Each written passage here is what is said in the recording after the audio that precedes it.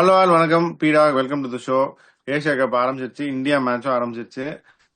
ஏற்கனவே நேற்று Hong Kong Afghanistan match பத்தி டிஸ்கஸ் பண்ணோம். இப்போ இந்தியா மேட்ச்சு, துபாயில மேட்ச்சு. ரெண்டு பேருமே அவங்களுடைய ஃபர்ஸ்ட் மேட்ச். இந்த மேட்சை பத்தி உங்க இனிஷியல் தாட்ஸ் என்ன? அதான் சொல்றேனே, இப்போ மிகப்பெரிய கஷ்டம் என்னன்னா இந்தியா பிளேயிங் லெவன் என்ன அப்படின்னு சொல்றதுதான். இப்போ ஒரு சிலர் என்ன சொன்னாங்க, சுப்மான் கில் இதுல இருக்காரு, ரீஹபிலேஷன்ல இருக்காரு, கொஞ்சம் ப்ராப்ளம் அது இது அப்படின்னாங்க. அதுக்கப்புறம் இப்ப நிறைய பேர், இப்ப சாஸ்திரி பெரிய செலிபிரிட்டிஸ்ல என்ன சொல்லிருக்காங்க, யோ சஞ்சு சாம்சனை ஃப்ரீயா விடுங்க ஓப்பனிங்க, அதை எதுவும் டிஸ்டர்ப் பண்ணாதீங்க. அது ஒரு பக்கம் நடந்துட்டு இருக்கு. அதுக்கப்புறம் பாத்தீங்கன்னா யுஏஇல is never going to be high scoring games at all. To be honestly scorching heat, பயங்கர சூடா இருக்கும் இந்த டயத்துல. அதுல எந்த சந்தேகமும் கிடையாது. யுஏஇல அப்படின்னு பாத்தீங்கன்னா வின்னிங் ஸ்கோர் அப்படின்றது 174.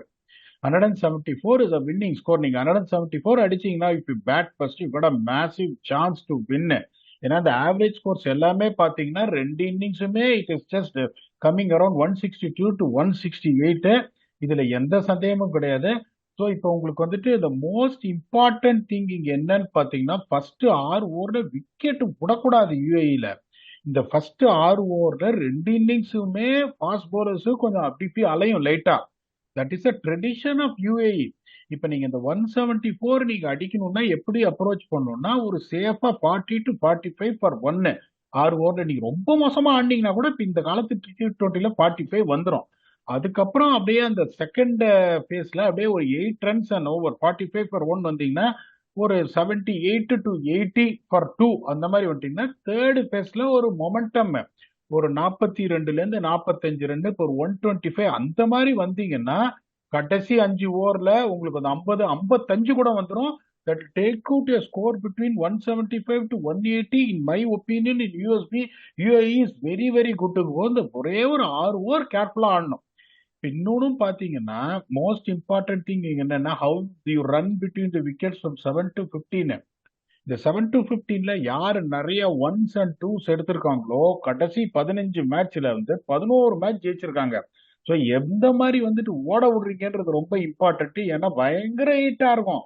அப்படியே சொத்த சொத்த சொத்தன்னு உங்களுக்கு வெட்டாயி பால் அவ்வளவு சீக்கிரம் கையில நிக்காது அந்த மாதிரி ஒரு சுச்சுவேஷன்ல. So running between the wickets is going to be key. Spinners 6 ஓவருக்கு அப்புறம் தான் பயங்கரமா டாமினேட் பண்ண ஆரம்பிப்பாங்க.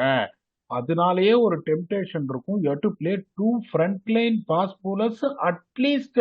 அந்த second front line fast bowler if you can பேட்னா that is going to be a boon for youங்கும் போது, நீங்க எப்படி போகணும்னா more spin dominated attack with support from fast bowlers. இப்படிதான் நீங்க போனோம். ஆக்சுவலி இப்ப இந்தியாவோட பிளேயிங் லெவன் கண்டிப்பா நான் தப்பா தான் சொல்ல போறேன், ஏன்னா கெஸ்ஸே பண்ண முடியாது ஆனஸ்ட்லி ஸ்பீக்கிங். ஆனா யுஏஇயோட பிளேயிங் லெவன் அப்படின்னு எல்லாரும் ஃபாலோயிங். தப்பா தான் சொல்ல போறோம். இல்ல யுஏஇ ஓரளவுக்கு பார்க்கும்போது இந்த ட்ரை சீரீஸ்ல இருந்து பார்த்தப்போ ஒரு செட்டில்டு ம். பிளேயிங் லெவனை தெரியுது. இந்த அலிஷான் ஆ. ஷராஃபு, அவர் கொஞ்சம் டீசென்டான பேட்ஸ்மேன். நிறைய T20 நிறைய அவரை பார்த்திருக்கேன் நான். அபுதாபி T20 நல்லா ஆடுவாரு. அவர் is going to open with explosive Muhammad Waseem. அந்த உடனே அடி தான் அவர் கேப்டன், அம்மாள் டீமில் அடிப்பாரு. அதுக்கப்புறம் நம்பர் 3 இந்த முகமது ஜோயப், அவரும் கொஞ்சம் டீசென்டா இருக்காரு ஆடுறதுக்கு. அதுக்கப்புறம் நம்பர் 4 இந்த ராகுல் சோப்ரா ஒரு பெரிய T20 பிளேயர் கிடையாது, ஆனா ஒரு டீசென்ட் டெக்னிக் இருக்கு. நம்பர் 5 சாச்சா, இந்த இப்திகார் அகமது மாதிரி அந்த ஆசிப் கான் அடிச்சு ஒரு 4-5 6. டெக்னிக்கெல்லாம் பெருசா கிடையாது, எல்லா பாலையும் தூக்கி லெக் சைட்ல அடிப்பாரு. அதுக்கப்புறம் நம்பர் 6 பாத்தீங்கன்னா ஹர்ஷித் கௌஷிக், ஒரு டீசென்டான பிளேயரு. நம்பர் 7 பாத்தீங்கன்னா off spinning allrounder Dhruv Parashar. Number 8 பாத்தீங்கன்னா left arm spin allrounder Haider Ali, followed by Junaid Siddique. நிறைய ஸ்லோயர் பால்ஸ் எக்கச்சக்க ஆஃப் கட்டர்ஸ் போடுவாரு. ரீசனபிளி குவிக் முகமது ஜவாதுல்லா, ஒரு மாதிரி இந்த ஜூனியர் டாலா மாதிரி இருக்கும் ஆக்ஷன். அப்படியே அப்படியே ராங் ஃபுட்ல போடுவாரு, குவிக்கா போடுவாரு. அதுக்கப்புறம் there is a classical left arm seam over call Muhammad Rohid Khan. அப்படிங்கும் போது இவங்க what they lack is just experience. ரெண்டு லெப்ட் ஆர்ம் சீமரு, அதுக்கப்புறம் ஒரு சீமர் அப்படியே நிறைய கட்டர்ஸ் லுங்கி எங்கடி மாதிரி போடுற ஒரு ஹைதர் அலி, ஒரு left arm spinner. Dhruv Parashar உங்களுக்கு ஒரு ஆஃப் ஸ்பின்னரு. அந்த ஹர்ஷித் கௌஷிக்கும் ஸ்பின் போடுவாரு. உங்களுக்கு இந்த முகமது ஜோயபும் ஸ்பின் போடுவாருங்கும் போது இது ஒரு டீசென்டான டீம். Lacking experience. இந்தியா சொல்லிட்டு அந்த மாதிரி எடுத்த உடனே உங்களுக்கு அந்த மாதிரி இதுவா இருக்கும்னு. என்னை பொறுத்த வரைக்கும் இப்ப கில்லு ஃபிட் ஆயிட்டாருன்றதுனால தே வில், நான் இப்ப சொல்லிடுறேன் இந்தியா பிளேயிங் லெவனா. இப்ப இந்த யூஐ பிளேயிங் லெவன் சொன்னா நீங்க இதை ஒத்துக்கிறீங்களா? இல்லைன்னா வந்து ஏதாவது வெளியில வந்துட்டு இந்த ஈதான் டிசோசான்னு ஒருத்தர் இருக்காரு, பேட்ஸ்மேன் ஆட மாட்டாரு. சகீர் கான் ஒருத்தர் இருக்காரு, அவர் ஆட மாட்டாரு. Aryan Sharma reserve wicket keeper, ஆட மாட்டாரு. அதுக்கப்புறம் சிம்ரன்ஜித் சிங் அப்படின்னு ஒரு லெப்ட் ஆர்ம் ஸ்பின்னர் இருக்காரு, ஆட மாட்டாரு. மத்தியுல்லா கான் அவரும் பாத்தீங்கன்னா ஒரு 128 130 அப்படியே ஸ்லோவா ஸ்விங் பண்ணுவாரு, ஆட மாட்டாரு. அதுக்கப்புறம் முகமது ஃபரூக்கின்னு ஒரு லெக் ஸ்பின்னர் இருக்காரு, அவரும் ஆட முடியாது. ஸோ இந்த பிளேயிங் லெவனை நீங்க ஒத்துக்கிறீங்களா? ஒத்துக்கிட்டீங்கன்னா we can discuss Indian playing eleven. Sure sure. First of all வந்து எனக்கு எல்லா பிளேயரும் தெரியாது. ரெண்டாவது நீங்க சொன்னீங்கன்னா சரியா தான் இருக்கும். So will move on to Indian playing eleven. Indian playing eleven அந்த கண்டிஷன்ஸுக்கு தகுந்த மாதிரி வேற மாதிரி இருக்கும். ஆனா அவங்க எப்படி எடுப்பாங்கன்னு சொல்றேன். Abhishek Sharma is going to open with Shubman Gill, Tilak Varma at number 3, captain Suryakumar Yadav at number 4, Shivam Dube at number 5, Hardik Pandya at 6, Jitesh Sharma at 7, Axar Patel 8, Kuldeep at 9, Varun Chakravarthy at 10, Jasprit Bumrah at 11. வெளியில யார் உட்காருவாங்களா? Unfortunately Sanju Samson, Harshit Rana, Rinku Singh and Arshdeep Singh. இதை ஒத்துக்கிறீங்களா? இல்ல இதுல ஏதாவது சேஞ்சஸ் இருக்குன்றீங்களா? இல்ல, இது ஒத்துக்கிறேன் பீடா. பட் எடுத்தோடனே அவங்க பும்ராவை ஆடிடுவாங்களான்னு மட்டும் எனக்கு ஒரு சின்ன டவுட். யூஏயோட surprise we should not be surprise if we see only seamer being Harshit Rana. அவங்க எப்படி யோசிப்பாங்கன்னா, ரிலாக்ஸ்டா அவரை போலிங் போட சொல்லி வார்ம் அப் பண்ண சொல்லுவாங்க. யுஏஇ, அதுக்கப்புறம் ஓமானோட ஆடிட்டு, அதுக்கப்புறம் மேபி. வந்துட்டு எந்த ப்ரெஷரும் இல்லாம இந்த மாதிரி ஒரு சுச்சுவேஷன்ல 4 ஓவர்ல 27 ரன் கண்டெயின் பண்ணும், இல்ல நியூ பால்ல விக்கெட் எடுக்கணும், அந்த மாதிரி எதுவும் இல்லாம I'm not taking UAE or Oman for granted. ரிலாக்ஸ்டா கிரிக்கெட் ஆடு, நீ ஒன்னும் கவலையப்படாத, சும்மா ஜாலியா வந்து ஆடு, அந்த மாதிரி இது பண்ணுவாங்க. இதுல ஏன் சிவம் தூபேவை உள்ள நான் சேர்த்திருக்கேன்னா, அவங்க எப்படி யோசிப்பாங்கன்னா, ஹர்திக் பாண்டியா, என்ன பொறுத்த வரைக்கும் ஹர்திக் பாண்டியா போல்ஸ் 140 போது ஃப்ரண்ட் லைன் ஃபாஸ்ட் போலர்னு சொல்லுவேன் இந்த கண்டிஷன்ஸுக்கு. ஜஸ்பிரீத் பும்ரா தேர்டு சீமரா அந்த சிவம் தூபேவை, சிக்ஸ்த் போலரா சிவம் தூபேவை பார்ப்பாங்க. இல்லைன்னா அங்க ரிங்கு சிங் தான் வந்திருக்கணும். நியாயப்படி பார்த்தா Shivam Dube will give you an option. அவங்க எப்படி யோசிப்பாங்க, எனக்கு ஏதாவது தேவைப்பட்டதுன்னா நான் ஒரு ஓவர் மீடியம் பேஸ் போடுறதுக்கு சிவம் தூபே இருக்கட்டும் அப்படின்னு. அதுக்கப்புறம் உங்களுக்கு Axar Patel, Kuldeep, Varun, they're going to select themselves, அதுல எந்த சந்தேகம் கிடையாது. ஒருவேளை நீங்க சொல்ற மாதிரி யோசிச்சா, இப்ப நீங்க பும்ராவை வந்துட்டு ஆடலன்னா ஹர்ஷதீப்பை தான் ஆடுவாங்கன்னு நான் நினைக்கிறேன். ஆனா இப்ப நீங்க சொல்றது எனக்கு காதுல விழுது. இந்த பார், எக்ஸ்பர்டீஸ், நாலேஜ் எப்படி போகும் மேட்ச், இதோட நிறுத்திக்கோ, மத்ததெல்லாம் நான் பேசிக்கிறேன், நீங்க சொல்றது எனக்கு காதுல விழுது. என்னோட ஒப்பீனியனை நான் சொல்றேன். They feel like the way you are thinking. Okay, அவர் 2 மேட்ச் அப்படியே ரெஸ்ட் பண்ணிட்டு பாகிஸ்தான் மேட்ச்ல இருந்து கொண்டு வரேன்னு நினைச்சா, I feel Arshdeep Singh will get the nod ahead of Harshit Rana. Samson பெல்ல உட்காந்து இருக்காரு. சாம்சனை வந்து ஜித்தேஷ் சர்மா பதில ஆடினா நம்பர் 3ல திலக்கோட ஸ்பாட் உடையும், நம்பர் 4ல ஸ்கையோட ஸ்பாட் உடையும். வேற வழியே சாம்சன் ஆண்டா ஓப்பனிங்கோ நம்பர் 3 தான் ஆடணும். You have to play in the expense of Shubman Gill. when Shubman Gill is appointed as vice captain, I don't see that happening. Rinku Singh ஏன் ஆட மாட்டாருன்னு நான் சொல்றதுக்கு பாத்தீங்கன்னா, with Hardik Pandya as your 5th bowler, normally Hardik Pandya will be your 6th bowler. அவர் 5th bowlerங்கும் போது மிகப்பெரிய ரிஸ்க். இன்னொருத்தர் கை சுத்துறதுக்கு உங்களுக்கு ஆளே இல்ல. அபிஷேக் சர்மாவும் சுத்துவாரு, but at least need someone to guy சுத்திஃபை அஸ் அ சீமர்ன்றதுனால I feel Shivam Dube also being left hander will get the நாடுன்றேன். இப்ப சொல்லுங்க, நீங்க சொன்ன பாயிண்ட் ஒத்துக்கிறேன் ஹர்ஷித் ராணா. இதை தவிர இந்த பிளேயிங் லெவன்ல சாம்சனோ, ஹர்ஷதீப் சிங்கோ, ரிங்கு சிங்கோ உள்ள வரதுக்கு சான்ஸ் இருக்குன்னு நீங்க நினைக்கிறீங்களா? இல்ல பீடா, other points agree with you. அவங்க பிராக்டிஸ் விஷுவல்ஸும் காமிச்சாங்க மீடியால எல்லாம். Sanju did not have much role to play. அவர் வந்து கொஞ்சம் பேட்டிங் கம்மி டைம் தான் பண்ணாரு. கீப்பிங் லோ போட்டு ட்ரில்ஸ் பண்ணது எல்லாமே ஜித்தேஷ் தான். அதுல இருந்து இட்ஸ் இது. அதே மாதிரி சிவம் தூபே நிறைய பவுலிங் போட்டார் நெட்ஸ்ல. ஸோ அதனால நீங்க சொல்றது it's perfectly matching with what is happening அந்த அவங்களோட ப்ரிப்ஸ்ல. ஸோ அதுதான் it's going to happen. But Harshdeep வந்து டூரிஸ்டா தான் போனாரு இங்கிலாந்துக்கு. துபாயும் அவர் சைட் சீயிங் தான் பண்ணிட்டு வருவாரு அப்படின்னு நான் நினைக்கிறேன். Even if they play one seamer they will start with Harshit Rana நான் நினைக்கிறேன். மற்றபடி ஐ திங்க் நீங்க சொன்ன டீம் தான் ஆடுவாங்க. Bumrah likely to start. In case they decide to drop Bumrah, இது rest Bumrah, Harshit will start நான் நினைக்கிறேன். என்னை பொறுத்த வரைக்கும் ஹர்திக் பாண்டியா 5th bowlerன்றது கொஞ்சம் ஒரு டேஞ்சரஸ் ப்ரொபோசிஷன். பாட்டம் லைன் சொல்லிடுறேன், நான் உங்களுக்கு பாட்டம் லைன் சொல்லிடுறேன். இதே வந்து உங்களுக்கு இந்த இவருக்கு பதில, தூபேக்கு பதில ஒரு வாஷிங்டன் சுந்தர் இருந்திருந்தாருன்னா இது உங்களுக்கு இதுவா இருக்கும். இது கொஞ்சம் டேஞ்சரஸ் bowling லைனப் தான். Particularly Bumrah is not playing. If one of Harshdeep Singh or Harshit Rana is playing, கொஞ்சம் இது யோசிக்க வேண்டியது தான். ஒன்னே ஒன்று சொல்லிடுறேன், குல்தீப் யாதவ் பாத்தீங்கன்னா டெத் ஓவர் ஸ்பெஷலிஸ்ட் கிடையாது, மிடில் ஓவர்ஸ்ல தான் போடுவாரு. Varun Chakravarthy has got the experience of bowling இந்த death over. Axar Patel can bowl, but நிறைய டெத் ஓவர்ஸ்ல அவர் போடுறது கிடையாது. ஏர்லி டெத் ஓவர்ஸ் இந்த 15வது ஓவர் போடுவாரு. நான் சொல்றது 16, 17, 18, 19, 20ங்கும் போது நீங்க பும்ராவை நீங்க ஆடல அப்படிங்கும் போது அந்த ஒருவேளை 15 ஓவர்ல நல்ல சாலிட் ஸ்டார்ட் ஆப்போசிஷனுக்கு கிடைச்சிச்சுன்னா, அதுக்கப்புறம் உங்களுக்கு ஹர்ஷதீப் ஆர் ராணா, அதுக்கப்புறம் உங்களுக்கு ஹர்திக் பாண்டியா வித் வருண் சக்கரவர்த்தினா அது கொஞ்சம் ஒரு மாதிரி போறதுக்கான சான்ஸ் இருக்கு. Against team like Pakistan, Sri Lanka and Afghanistan. இப்ப ஆப்கானிஸ்தான், பாகிஸ்தான் அண்ட் ஸ்ரீலங்கா டாப் 3 பயர்ஸ் கொஞ்சம் ஒரு மாதிரி மாட்டிப்பாங்கும் போது all of a sudden batting மற்ற டீமுக்கெல்லாம் வீக்குன்னு சொன்னேன். டாப் 3க்கு அப்புறம் டெப்த் இல்ல அப்படின்னு. இவங்களுக்கு பாத்தீங்கன்னா டாப் அபிஷேக் சர்மா, கில்லு திலக் செம top 3.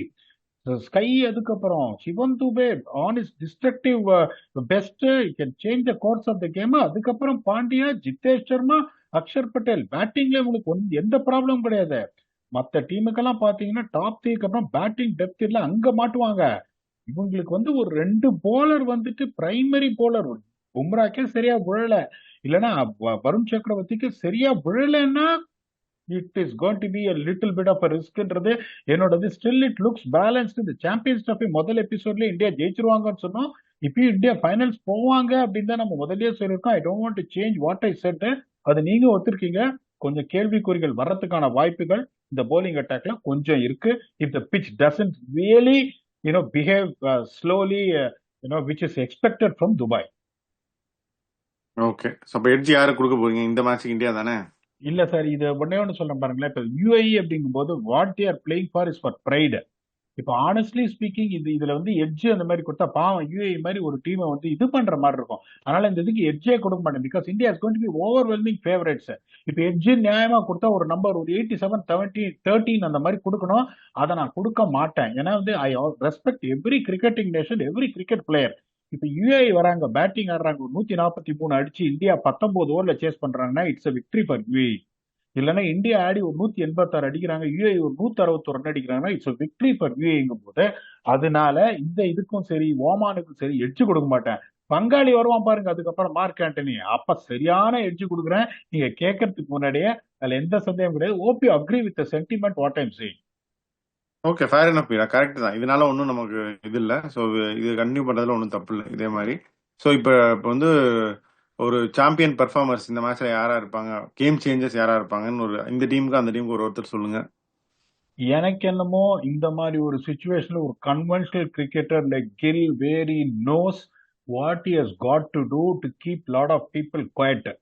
Even though the opposition is UAE, even though the opposition is Oman, this is going to be a match where he can really take a little bit of a time, dig deep and get a big score, which is normally is a blueprint of playing IPL even. அப்படிங்கும்போது எனக்கு என்னமோ kill பெருசா அடிப்பாரு அப்படின்னு தோணுது.